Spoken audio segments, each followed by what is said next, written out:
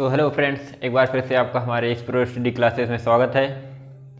आज की क्लास में हम गॉस की प्रमेय से कूलाम का नियम का निगमन करेंगे।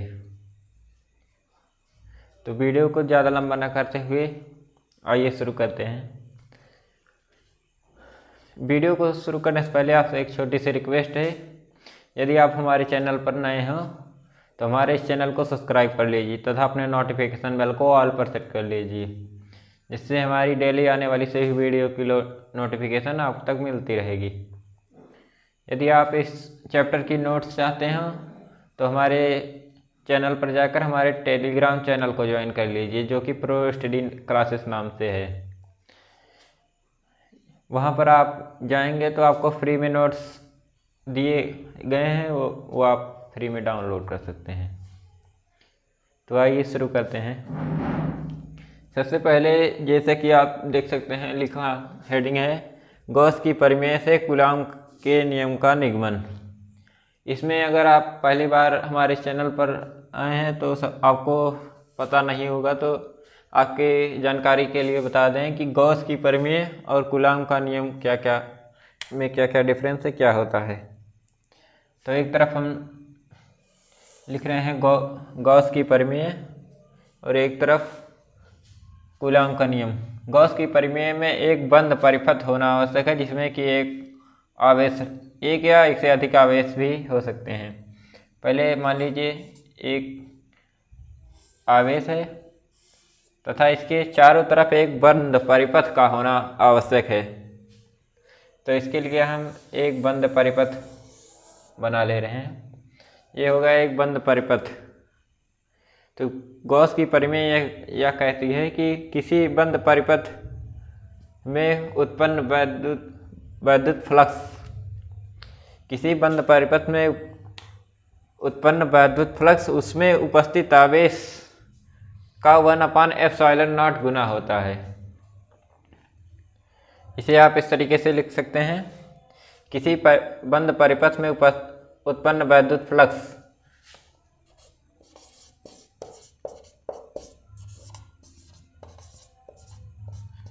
किसी बंद परिपथ में उत्पन्न वैद्युत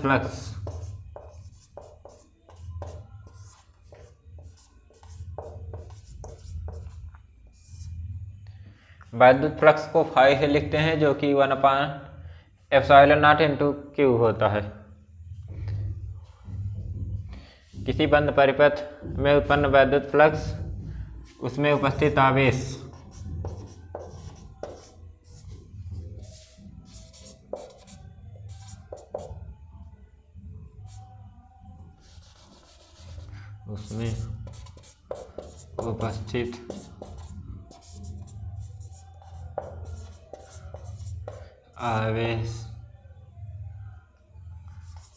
का 1/ε0 गुना होता है।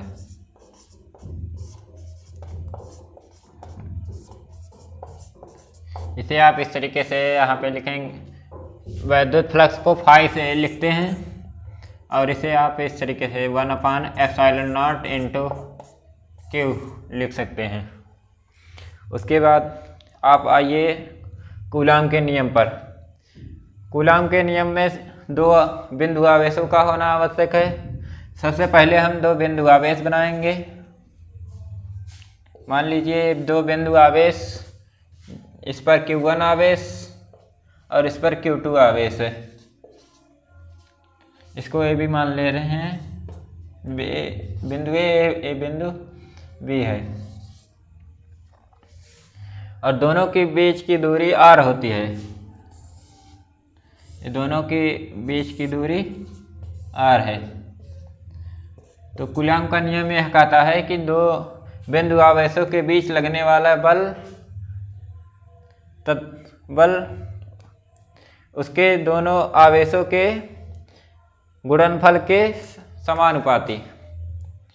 एक बार फिर से, दो बिंदु आवेशों के बीच लगने वाला वैद्युत बल उन दोनों आवेशों के गुणनफल के समानुपाती तथा उनके बीच की दूरी, ये जो दोनों बिंदु आवेशों के बीच की दूरी है, इन दोनों बिंदु आवेशों के दूरी के वर्ग के व्युत्क्रमानुपाती होता है। इसको आप इस तरीके से लिखेंगे, F is proportional to Q1 Q2, और उसके बाद F इन्वर्सली प्रोपोर्शनल होगा दूरी के वर्ग के R² के। इसकी आप अगर परिभाषा लिखना चाहेंगे तो आप इस तरीके से लिख सकते हैं, किसी दो बिंदु आवेशों लिखेंगे, दो बिंदु आवेशों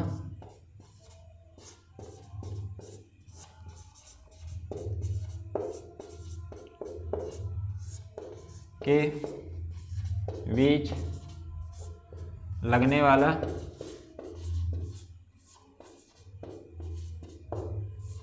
वैद्युत बल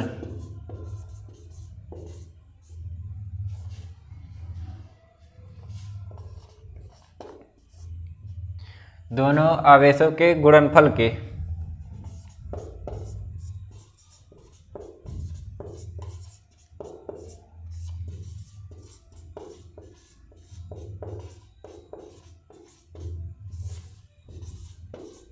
समानुपाती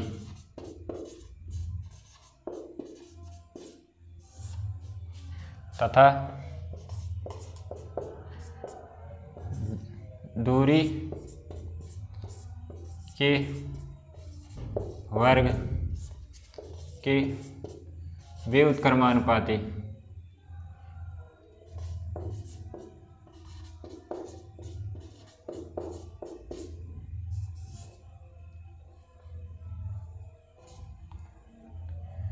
होता है।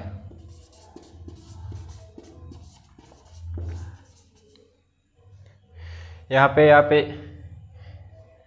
इसको इस प्रकार से लिखेंगे कि F is proportional to Q1 Q2 दोनों आवेशों के गुणनफल, और यहाँ पे 1 रहेगा। F इज इन्वर्सली प्रोपोर्शनल इसको बोलते हैं, 1 दूरी के वर्ग के R² के।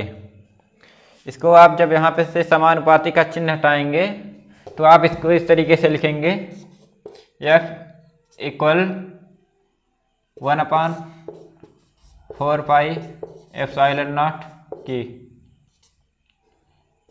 Q1 Q2 अपान R²।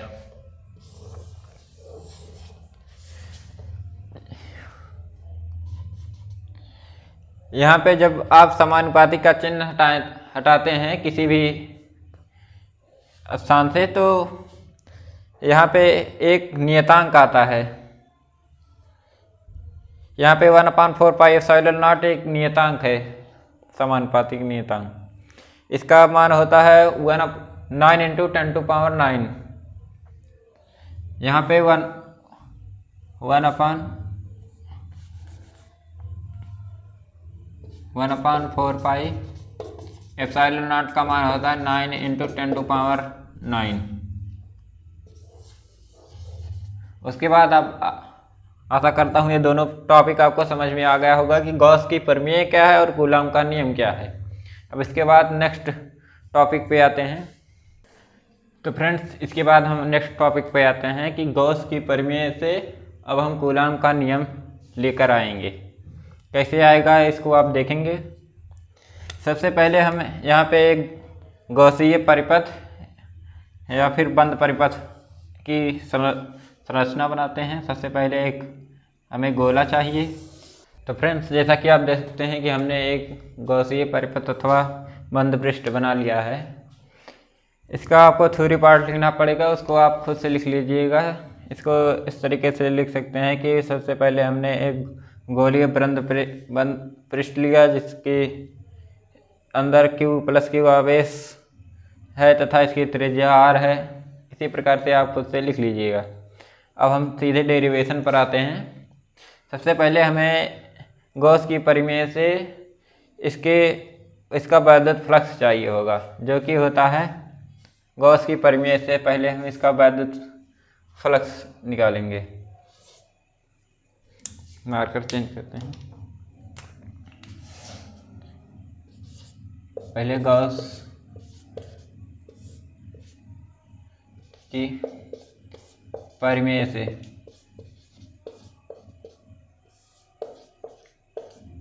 वैद्युत फ्लक्स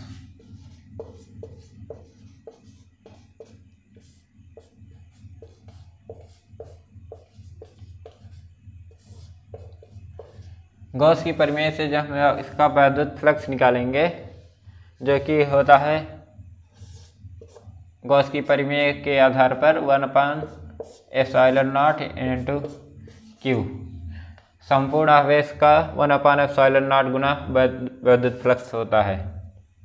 इसके बाद इसका वैद्युत फ्लक्स हम गोलीय पृष्ठ का वैद्युत फ्लक्स निकालेंगे, तब जो कि होता है गोलीय पृष्ठ से गुजरने वाला वैद्युत फ्लक्स,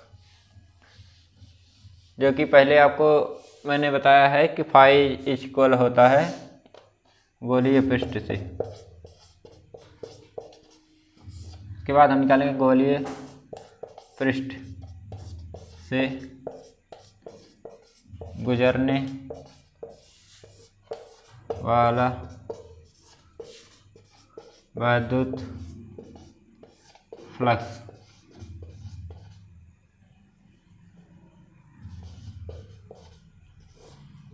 गॉस की परिमेय के आधार पर है, इसको 0.1 मानेंगे। इसी के आधार पर हम कूलॉम का नियम लेकर आएंगे।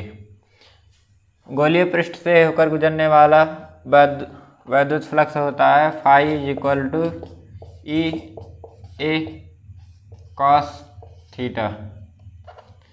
यहाँ पे फाई के समीकरण 1 में फाई का मान रखने पर, इसके बाद जब समीकरण 1 में फाई का मान रखेंगे, तब समीकरण 1 में फाई का मान रखने पर समीकरण 1 में फाई का मान रखने पर यहाँ पे हो जाएगा फाई के स्थान पर हम लिखेंगे ई A cos theta, E A cos theta equal, यहाँ पे इसको ऊपर लिख दे रहे हैं Q/ε0। यहाँ पे हमने फाई के स्थान पर ई ए कॉस थीटा, जो कि यहाँ से गोलीय पृष्ठ से गुजरने वाला वैद्युत फ्लक्स जो कि है phi equal to E A cos theta, यहाँ से हमने यहाँ पर लिख दिया है। उसके बाद आगे जब हम ये इसका क्षेत्रफल निकालेंगे, क्योंकि किसी गोले का क्षेत्रफल होता है E इक्वल टू, गोले का क्षेत्रफल होता है 4πr², 4πr²। और यहाँ पे हम थीटा का मान यहाँ से निकालेंगे, जो कि हमारा थीटा का मान यहाँ से निकलेगा, ये इसका पृष्ठ है। इसके पहले हमने बताया है किसी क्षेत्रफल की दिशा उसके तल के लंबवत होती है। जैसे कि ये बोर्ड का पृष्ठ है तो इसका ये क्षेत्रफल है, इसकी दिशा इसके लंबवत होगी। तो यहाँ पे इसको यदि हम इसका पृष्ठ मानेंगे, क्योंकि किसी गोले का पृष्ठ निकालने के लिए यहाँ पर एक स्पर्शक रेखा खींच देते हैं। जब स्पर्शक रेखा खींचेंगे तो यहाँ पर एक पृष्ठ बन जाएगा। इस पृष्ठ से इसका क्षेत्रफल सदिश इसके लंबवत होगा। ये इसका क्षेत्रफल सदिश वेक्टर ए है।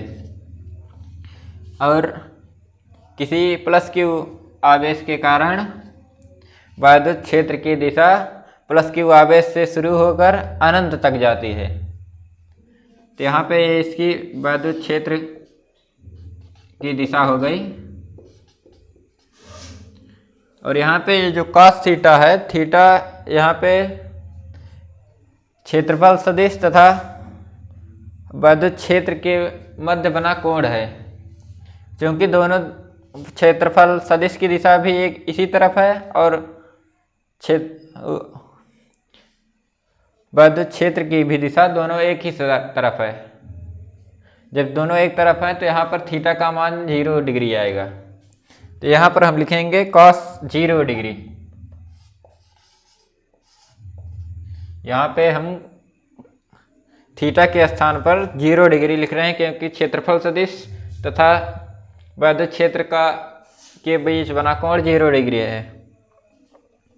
उसके बाद लिखेंगे Q/ε0। यहाँ पे जब आगे सॉल्व करेंगे तो 4πr² को इस तरफ लेके जाएंगे और cos 0 का मान होता है 1। तो यहाँ पे हम लिखेंगे E ये यहाँ पे गुणे में है तो यहाँ पे आएगा भाग में हो जाएगा 1/4πr²। एप्सिलॉन को भी इसी के साथ लिख दे रहे हैं ε0 इंटू ये r² यहाँ से हम हटाकर इसके क्यूब के नीचे लिख दे रहे हैं Q/r²।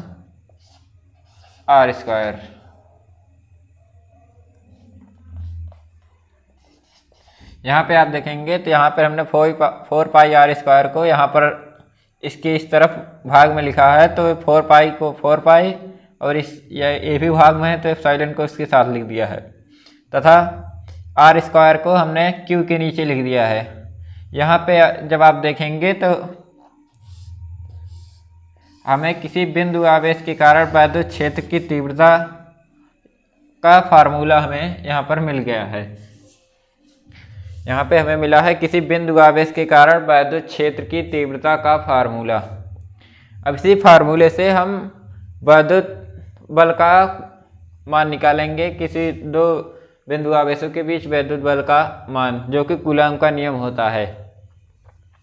यहाँ से आगे आप यहाँ पर देखेंगे, जब यहाँ पर आप देखेंगे तो ई हमें प्राप्त हुआ है E=1/4πε0 इंटू Q/r² हमें प्राप्त हुआ है। तो यहाँ पे आपने एक फार्मूला पढ़ा होगा F=QE। यहाँ पे हमें इस बिंदु Q0 बिंदु आवेश के कारण वैद्युत क्षेत्र की तीव्रता हमें प्राप्त हुई है E=1/4πε0 Q/r²।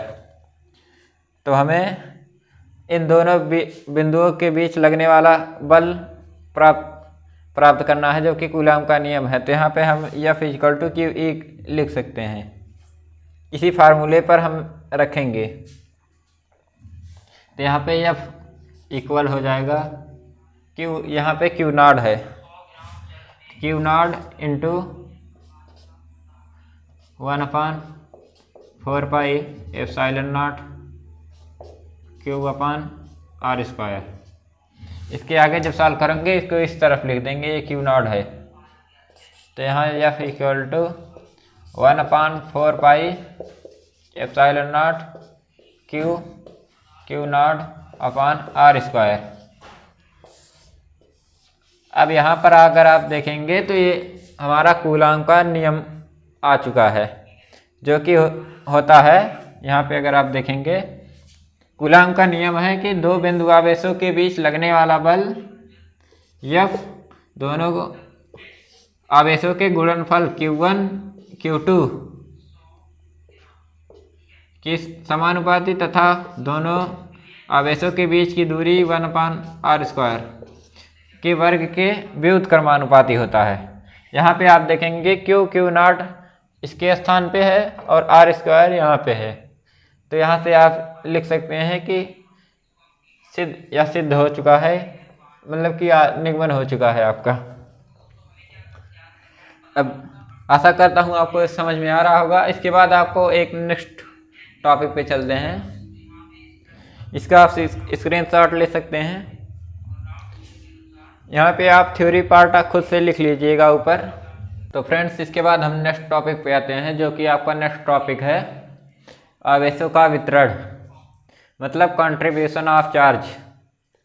आवेशों को किस प्रकार से बांटा जा सकता है, या तो आवेश आपका किसी रेखा में होगा, किसी सीधी रेखा में जैसे तार में हो गया, या तो आपका क्षेत्रफल में किसी चादर में हो गया, मतलब लोहे की चादर हो गई, इन सभी में होगा। या तो आपका होगा किसी घनत्व, इसका आवेश होगा किसी आयतन में होगा, जैसे किसी गोले गोले में होगा, अन्य वस्तुओं में होगा, तो उसमें या तो आपका होगा। तो आपको आपके कॉपी में 3 कॉलम बनाना है, जिसमें पहले में रहेगा आपका रेखीय आवेश घनत्व। पहला आपका है रेखीय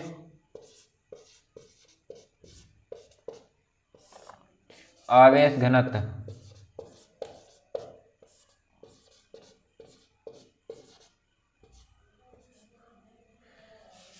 और दूसरा आपका है, यहाँ से हम इसका एक खींच ले रहे हैं, दूसरा है क्षेत्रफल या फिर पृष्ठीय आवेश घनत्व।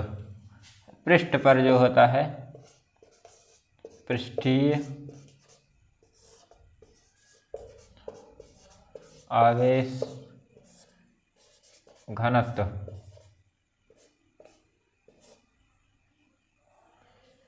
उसके बाद आपका आएगा आयतन आवेश घनत्व।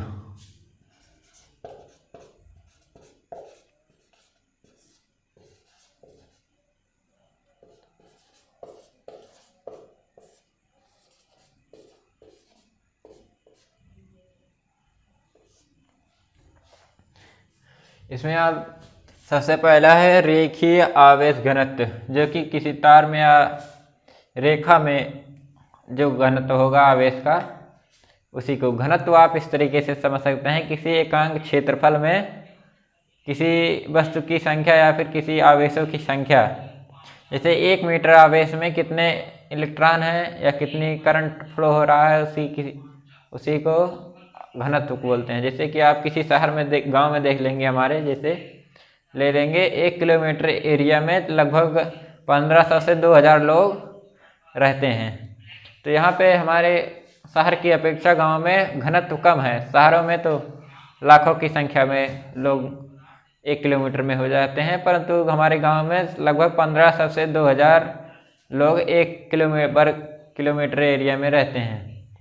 इसी को किसी एकांक मतलब कि निश्चित एरिया में एक यूनिट मान सकते हैं, जिसको उसमें जितने लोग रहेंगे या जितने पार्ट होंगे उसी को घनत्व बोलते हैं, डेंसिटी। अब आइए, सबसे पहले हम एक रेखीय तार ले लेते हैं, जो कि इस पर प्लस क्यू आवेश है। रेखीय आवेश घनत्व को हम लैम्डा से लिखते हैं, जो कि होता है क्यू अपान यल। इस तार की लंबाई यल है और तथा इस पर क्यू आवेश है, आवेश क्यू है। इस तार पर आवेश क्यू है तथा इसकी लंबाई एल है। तो यहाँ से अगर इसकी लंबाई हम 1 मीटर मान ले रहे हैं, तो लैम्डा माना तार की लंबाई इक्वल टू 1 मीटर, तब हो जाएगा लैम्डा इक्वल हो जाएगा क्यू, अर्थात 1 मीटर लंबे तार में उपस्थित आवेश की मात्रा को रेखीय आवेश घनत्व कहते हैं। एक बार फिर से समझ लीजिए, किसी एकांक लंबाई के तार में उपस्थित आवेशों की मात्रा को रेखीय आवेश घनत्व कहते हैं। इसको आप इस तरीके से लिखेंगे, एकांक लंबाई के तार में उपस्थित आवेशों की मात्रा को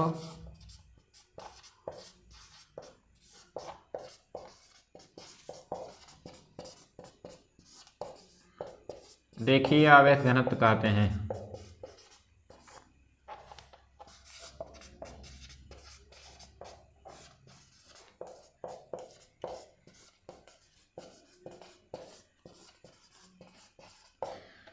उसके बाद हम आएंगे पृष्ठीय आवेश घनत्व पर।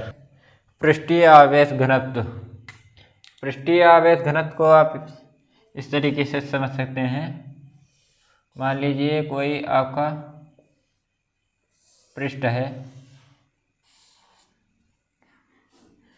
पृष्ठ का क्षेत्रफल होता है लंबाई का वर्ग, मतलब लंबाई गुणे चौड़ाई।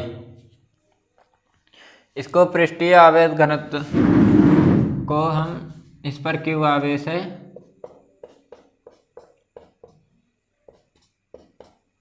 पृष्ठीय आवेश घनत्व को हम सिग्मा से लिखते हैं। सिग्मा इक्वल होता है क्यू अपान ए स्क्वायर। इसकी लंबाई L, इसकी चौड़ाई भी L।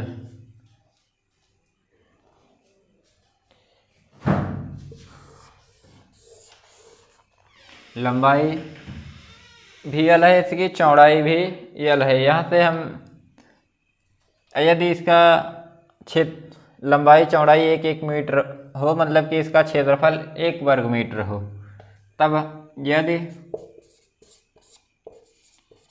इसका क्षेत्रफल 1 मीटर स्क्वायर हो, तब सिग्मा इक्वल क्यू के होगा। अर्थात एकांक लंबाई के पृष्ठीय क्षेत्रफल में उपस्थित आवेशों की मात्रा को पृष्ठीय आवेश घनत्व बोलते हैं। बहुत ही सिंपल डेफिनेशन है, सिर्फ ध्यान से आप सुनेंगे तो आपको एक बार में ही समझ में आ जाएगा और याद भी हो जाएगा। किसी एकांक लंबाई के पृष्ठ पर या फिर क्षेत्रफल पर, एकांक लंबाई के पृष्ठ पर उपस्थित आवेशों की मात्रा को पृष्ठीय आवेश घनत्व बोलते हैं। यहाँ पे आप लिखेंगे किसी एकांक लंबाई के पृष्ठ पर उपस्थित आवेशों की मात्रा को पृष्ठीय आवेश घनत्व बोलते हैं। आवेश घनत्व बोलते हैं।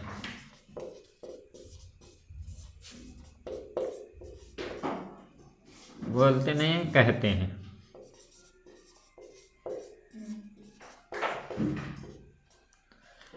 उसके बाद आपका नेक्स्ट आता है आयतन आवेश घनत्व। सबसे पहले हम एक वर्ग बनाए या फिर आयतन बनाइए, जो भी आपको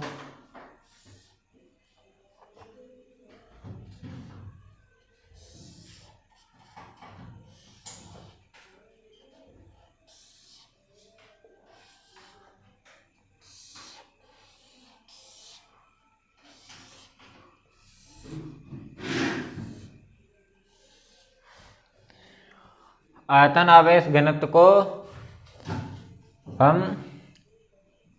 रो से लिखते हैं, जो कि होता है रो क्यूब अपान ए स्क्वायर, ए क्यूब होगा।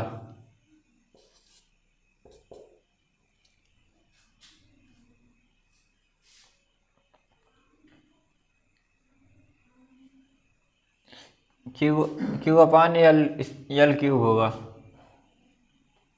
यल क्यूब होगा।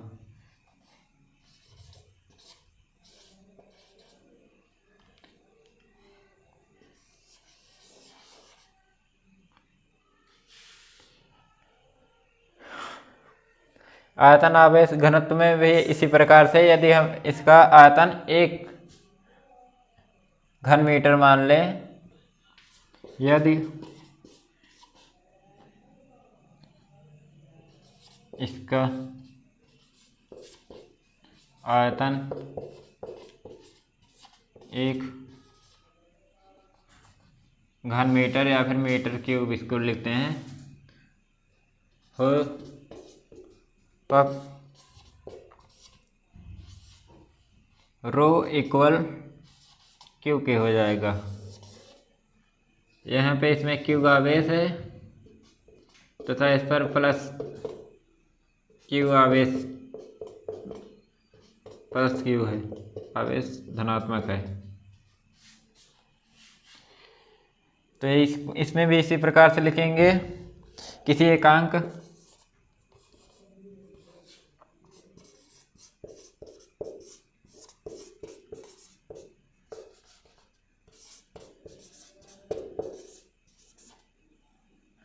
एकांक